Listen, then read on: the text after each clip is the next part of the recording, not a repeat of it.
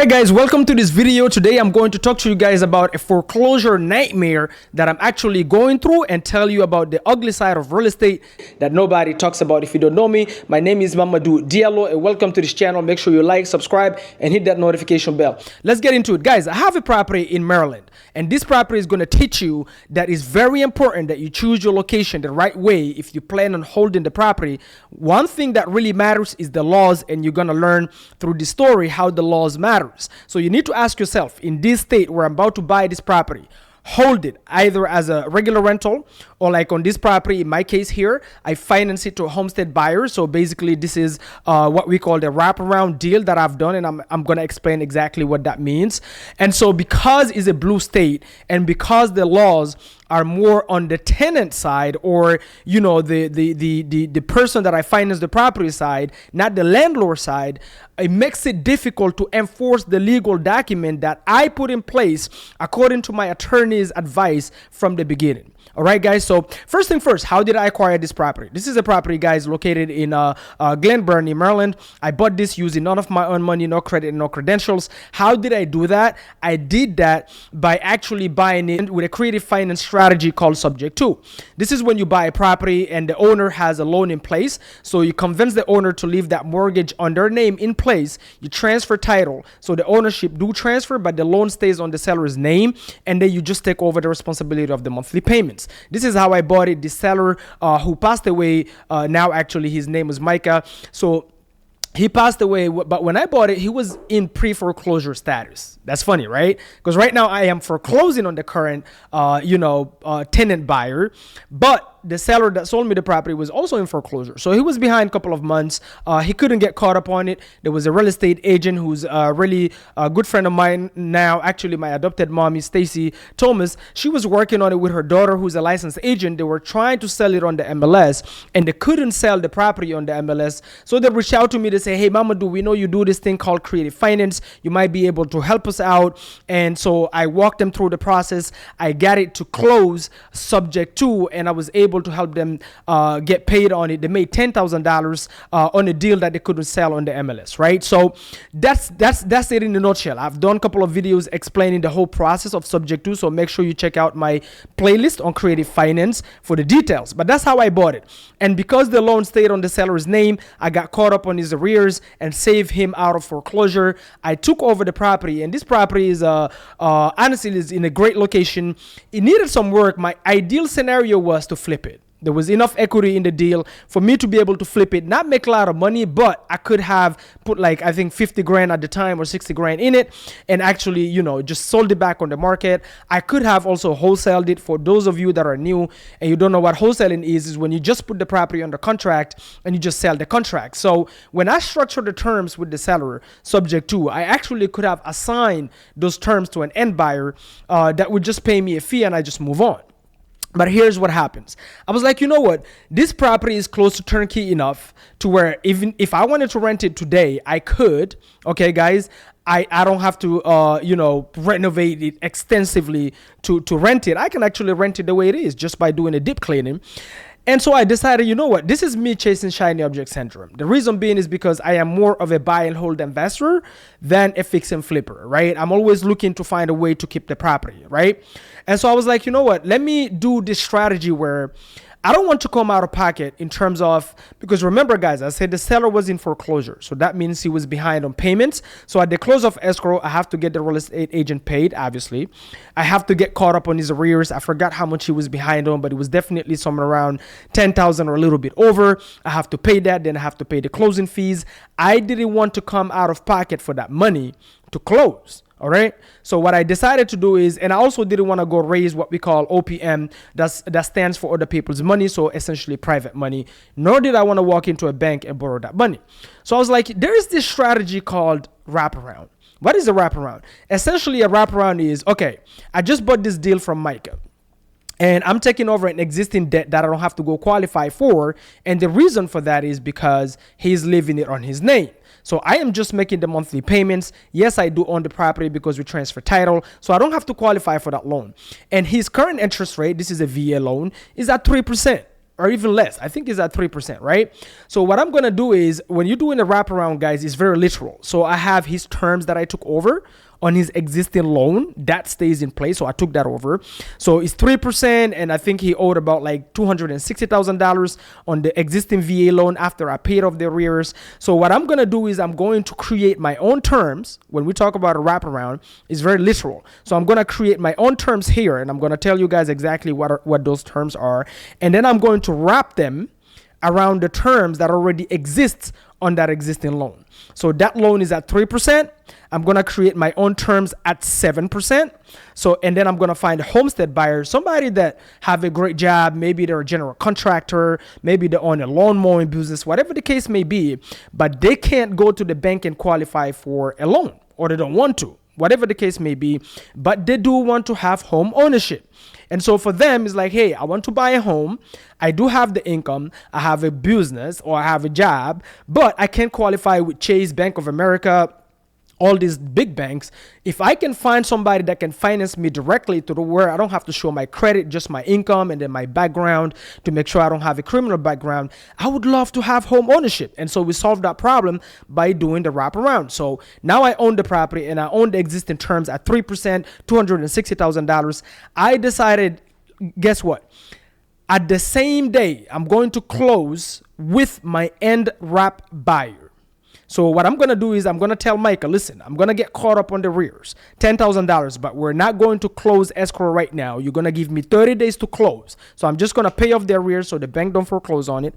And then within 30 days, I am going to find a family that's going to come and live in this property, and they're going to give me a down payment, right? So they're going to become my tenant buyers. We don't really call them tenant buyers, but a wrap buyer. Okay.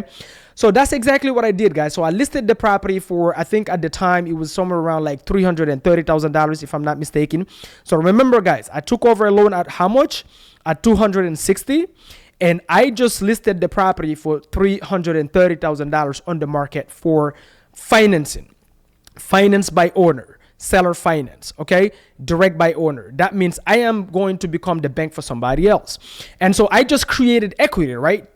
260, the difference between that and 330, I create that equity myself. How did I do that? By obviously running comparables, in the area, seeing what the value of the property is at the time, if it's fully fixed up, and then also calculating, if I were to finance somebody else this property, and I'm giving them like 5 years to work on their credit, and then go out and get their own debt at some point, and then cash me out, within 5 years or 7 years, this property is going to appreciate, and they will be able to refinance me without any problem.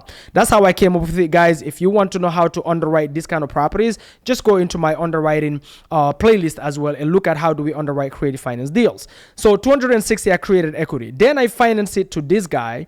I financed it to him.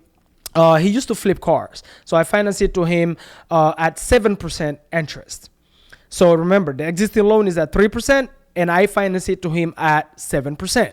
So I just added my own equity and my own interest on top of the bank's loan and on top of the bank's interest. So that's why we call it a wrap. It's like taking your clothes and wrapping it. That's why it's that little, right? So what happens is, because I found him before I closed, he is the one. So I was asking at the time, I think 10 to 12% down as a down payment. Okay, so I am going to become your bank. I don't care about your credit. All I care about is your income and your background. And this guy called me. He called me out of a Facebook listing. He was like, hey, Mamadou, I've always wanted to buy a house for my. He sold me the sweet story. This is the red flag, guys. Whoever call you guys, in whether it's a rental, they're trying to rent the property, whether you're financing the property, and they call you and they start giving you this like very pitiful stories. I've always struggled my whole life. I've been scammed my whole life. Or I'm a really godly person. I'm a good Christian. I go to church every single Sunday. Red flag, red flag, red flag. All right, guys? And you'll understand why. So when he called me, he was like, Mamadou, I have always wanted to buy a home for my mom, who is really old. Actually, my parents, they live in a house right now that is very small. I would love to offer them this as a gift. They've taken care of me my whole life, which I love. I love the story, right? And I do flip cars, no problem. He showed me proof that he's flipping cars and all these things. So I ended up financing it to him just because, number one, I like the story. I'm like, if this was my mom, I would really love to give them this gift. Two, he had the down payment. He could afford to give me the 10%, which was at the time, I think, somewhere around like $29,000 to $30,000 down. And then he could afford the monthly because he's flipping cars, right?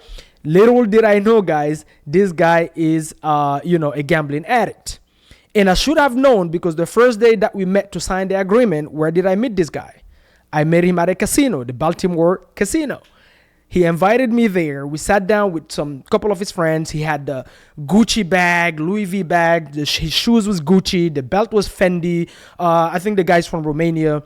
And that should have raised some red flags, okay? Because what that tells me is financially irresponsible. His image. Guys, people say don't judge a book by its cover. Do judge a book by its cover. Sometimes you're absolutely right. If you look like a criminal, you might be a criminal.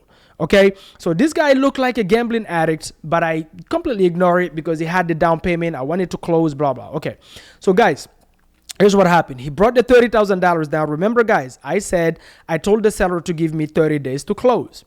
And so because he brought the 10% down, I used his money to close on the transaction. So I was zero money out of pocket. So his $30,000, I took 10 out of that, paid the real estate agent. I took 5,000 out of that, and then I paid the closing cost, and then 15 out of that for every other fee that is involved, like cleaning, all these things. And then the home was his. All right. Now, let's just say his name is Josh Mo. Okay. So again, guys, here I'm just a bank. So I'm not a landlord. Remember, when we do this kind of transaction, you can structure it two different ways. But the way we structure it this time is we transferred title. So I gave him the title. So what happens is this.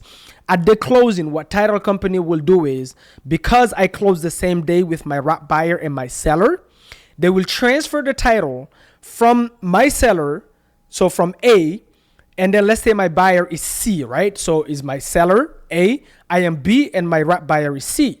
So the title will transfer from person A, to person C, and then person B, who is me, that structured the wraparound, I am just holding the notes. That's it. So my attorney just put me as the note holder. That's it. So now the great thing about the wraparound is that you are not a landlord. What does that mean? That means you gave him title. He owns the property. If the roof caves, if the AC unit breaks, if water leaks, he fix it. You don't care. That means your cash flow per month, which in this property here is somewhere around $700 net per month. Okay, your cash flow per month is net. Why? Because you don't have expenses. You don't have to put money on the side for vacancy and repairs and all these things. Even though, guys, I highly advise, if you do this strategy, do put money on the side. And here is why. Because people do default. Life happens. People lose their jobs. People lose their businesses. They stop paying. And guess what? Guess who now need to keep making those mortgage payments? Either foreclose on him. Okay, and that's the story I'm going to go into. I shouldn't have foreclosed, but I'm put in a position where I have to, even though I have all the legal paperwork that said that I shouldn't. And that's why I hate blue states. So remember, keep wisely. Choose wisely, guys, the states where you invest in. What is blue state means? This is not a political stance. I don't give a damn about politics. I give a damn about the green. Blue states means most laws are more tenant friendly and squatter friendly. Okay, if you guys never even heard like the squatter rights, that means if you leave your property vacant in certain states like Maryland, like California, like New York, even Philly, I've seen it. A friend of mine went through that.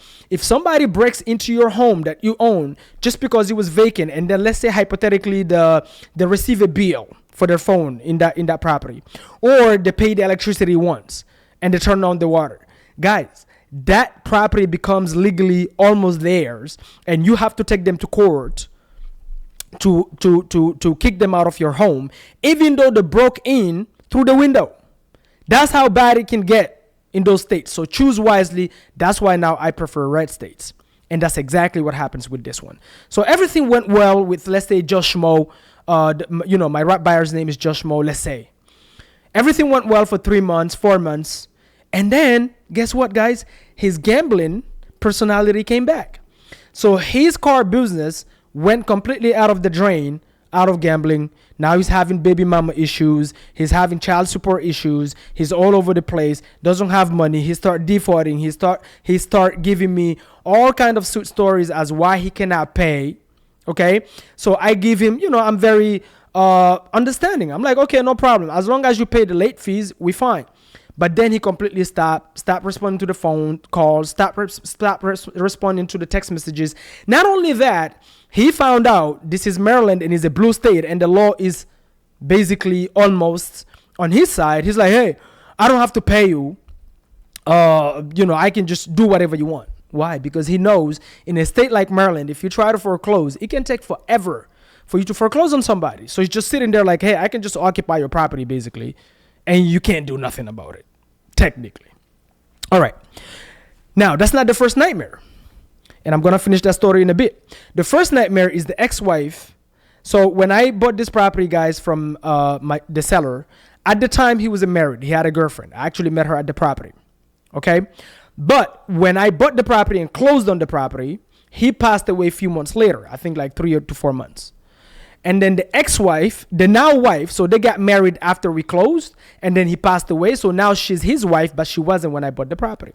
Guess what this lady did? She called me. She's like, hey, Mamadou, my husband just passed away. I'm like, okay, rest in peace.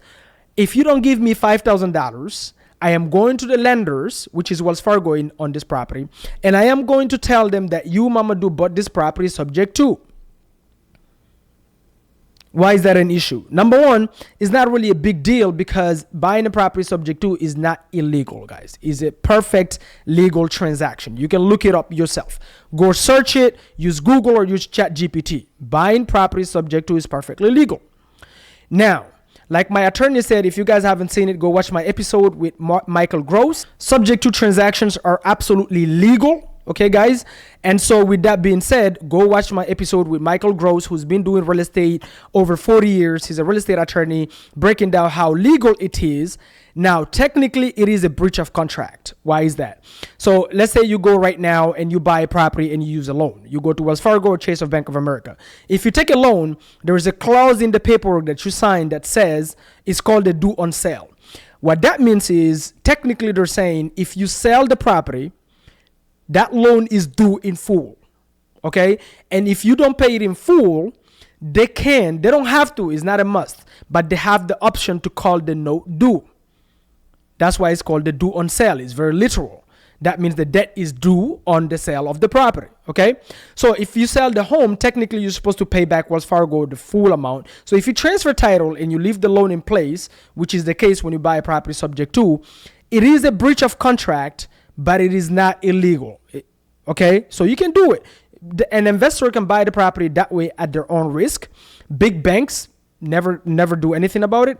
It's small banks, because big banks, they're in the business of lending. They're not in the real estate business. So they actually want that loan to keep performing and keep, as long as somebody is making the payments every month, they absolutely don't care. How do they make money? They make money on the interest. So it only makes sense. And if you look up the interest that you pay within, let's say you keep it for 12 years, 15, 30 years, you know how much, like, you already paid 3 times the price of that home, just interest only.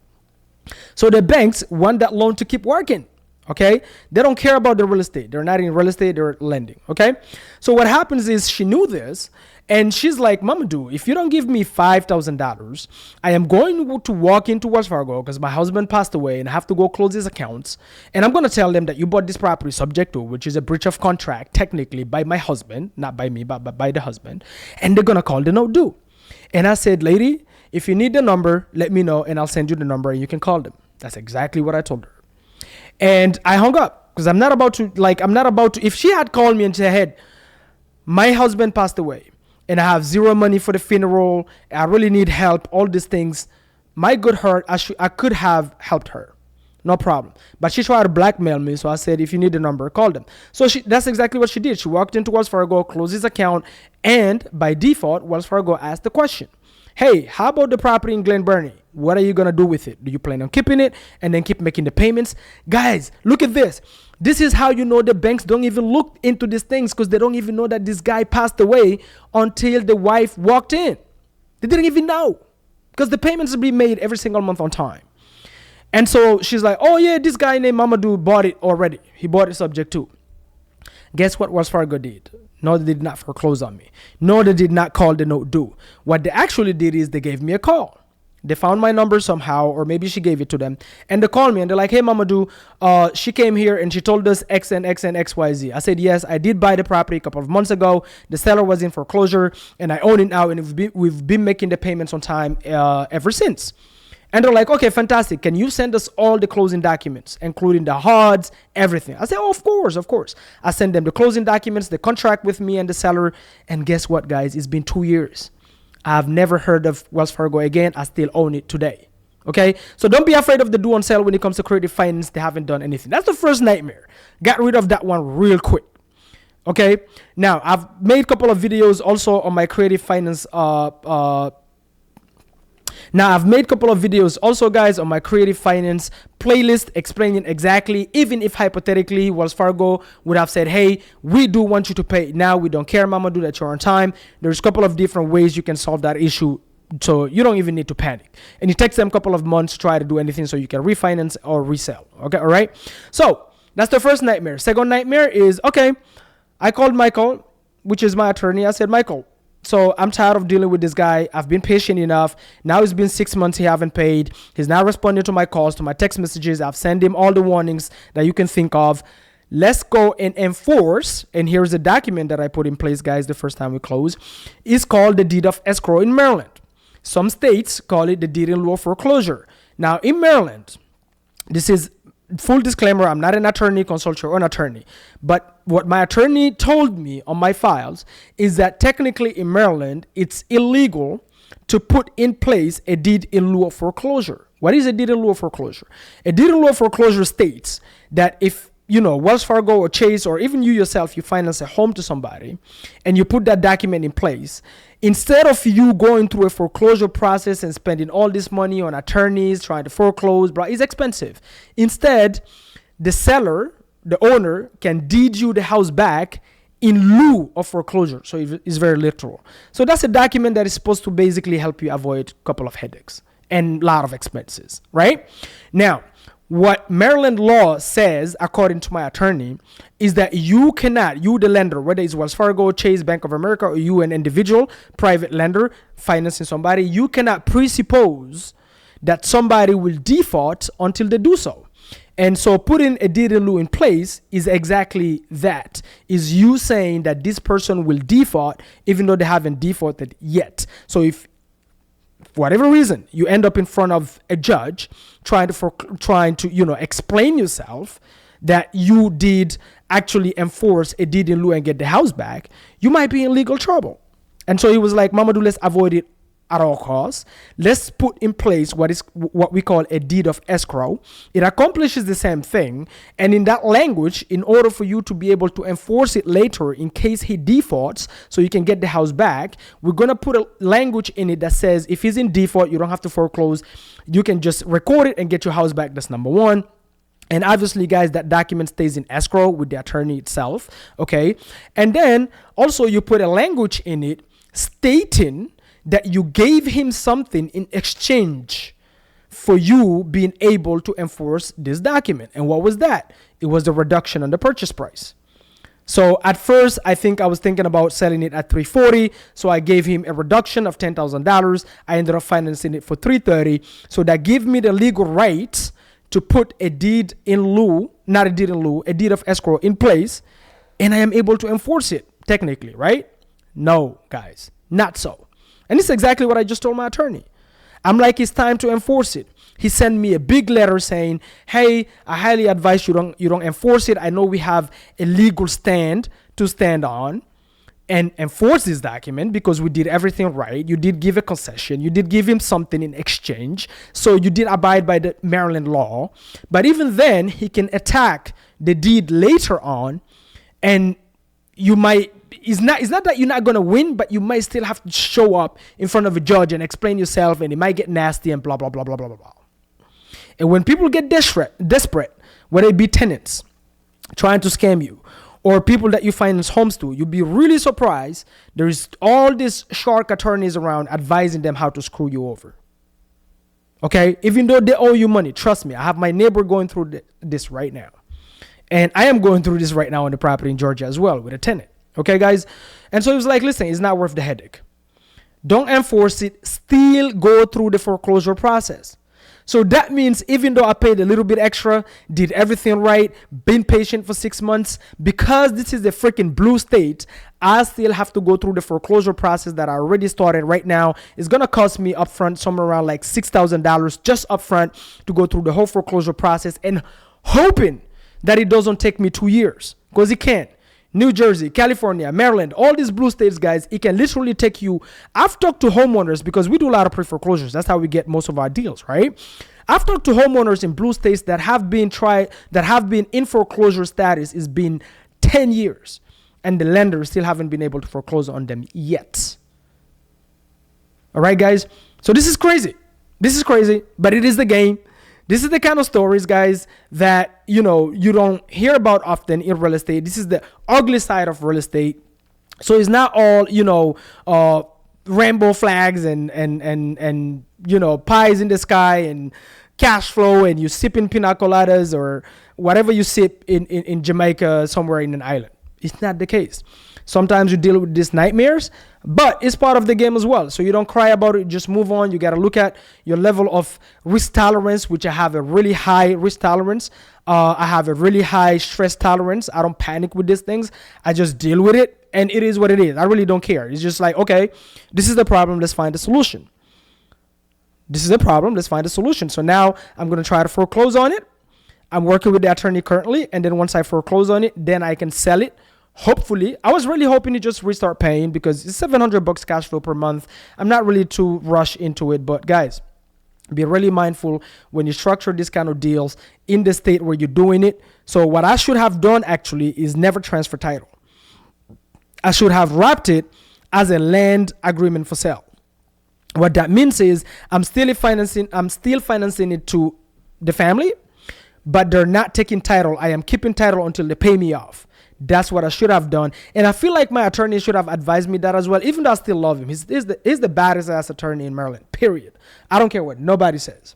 Okay? So with that being said, guys, be careful how you structure your deals. That's number one. Number two, make sure you have a great, fantastic attorney on your team in any state that you do deals. I'm so grateful to have Michael in Maryland. It's just so awesome. And he's very creative. He never say no. He's always like, okay, I don't know that yet, Mamadou, but give me an hour. Let me find out. Let me go back to my old law book and open it. Let me see what I can find. And he will literally go and read on it and then come to me and educate me on it. That's how good he is. He's probably the only bill I never complain about is Michael. If he sends me a bill, I pay it like that. Boom, boom, boom. All right, guys. So here you have it.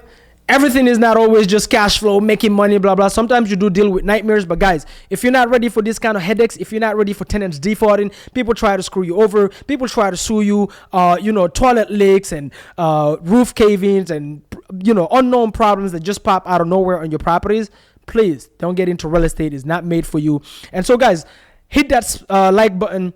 Leave a comment below if you have any extra questions. If there is anything you want me to expand on, please share the video if you know anybody that can benefit out of this.